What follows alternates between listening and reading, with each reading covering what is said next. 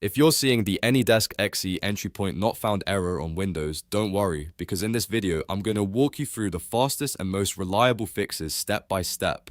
This error is usually caused by corrupted installation files, damaged Windows system files, or missing Microsoft Visual C++ components. The good news is that you can usually fix it without advanced technical skills, so if this tutorial helps you out, make sure to hit the like button and subscribe for more easy Windows troubleshooting videos. Let's get into it. The first thing you want to do is perform a clean reinstallation of Anydesk. A broken or incomplete installation is one of the most common reasons this error appears. To begin, press Windows key and R on your keyboard to open the Run box. In the box, type appwiz.cpl and press Enter.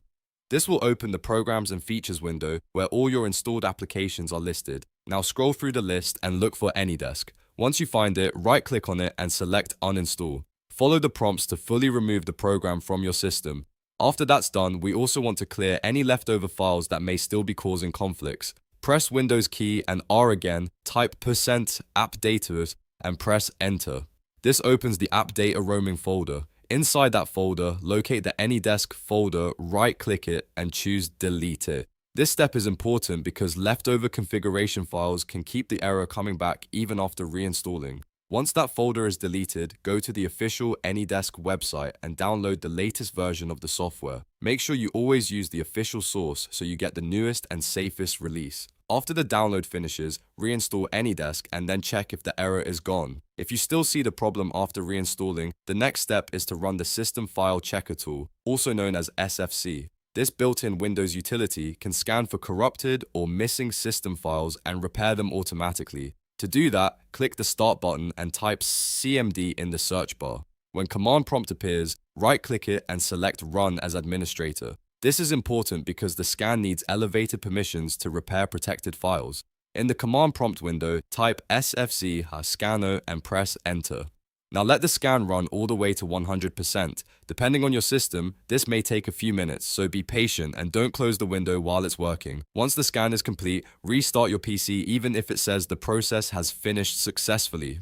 Restarting helps Windows apply any repairs that were made. If the error still appears, the next thing to do is install or repair the Microsoft Visual C Redistributables. Many Windows apps, including Anydesk, depend on these runtime libraries to launch correctly. If the required package is missing or damaged, you can get an entry point error like this one. Open your browser and go to the official Microsoft Visual C++ downloads page. Download both the x64 and x86 versions because most modern systems need both packages installed to avoid compatibility issues.